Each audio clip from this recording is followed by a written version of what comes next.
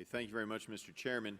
I would note that while I love the people of West Virginia and my district borders them, I come from the original Commonwealth of Virginia and not our separated segment thereof.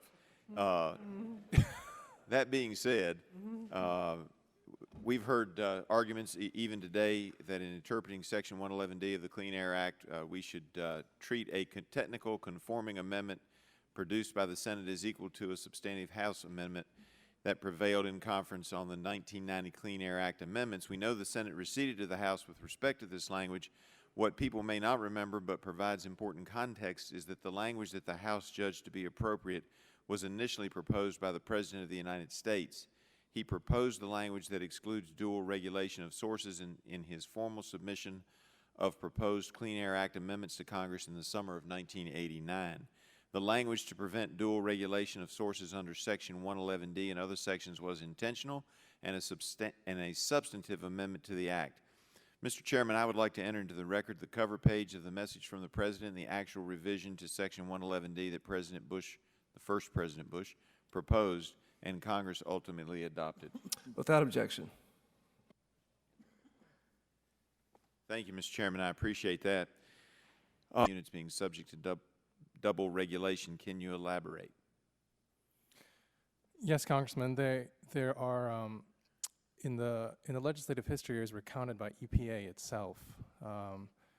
There is tremendous concern about power plants being subject to double regulation. One piece of evidence of that is Section 112 and 1A, which is the provision that carved out power plants for special treatment with regard to hazardous air pollutants. And it said, as opposed to other major stationary sources, it did not automatically subject power plants to 112 regulation. And instead, it said that EPA was to do a study and to assess the effect of other parts of the Clean Air Act and to determine whether regulation of power plants was appropriate. Acting Deputy or Assistant Administrator McCabe was in. She started dancing around. I had a similar problem when we were talking. She insisted that this was not a cap-and-trade scheme, and yet I have heard most of you, I think the only one I haven't heard say that it was a cap-and-trade process or program was Ms. Hammond. So, you know, it was curious. I speculated they're just so afraid that the negative connotations to cap-and-trade the American public holds is why she wouldn't give me that. But I asked her in several different ways, isn't this going to be a cap-and-trade scheme? She refused to use those words. Mr. Lynn, predominantly, isn't this a cap-and-trade program? Well, as I said in my opening statement, I think it's clear that what EPA is doing is trying to drive states toward cap-and-trade. And they say at several points in the preamble that emissions trading is a critical part of their analysis. The federal and in fact, Ms. Wood, and I'm sorry, I'm just looking at the clock. Ms. Wood, I note that I think you said that they had two different types of cap-and-trade plans within their preamble that they mentioned that they promote.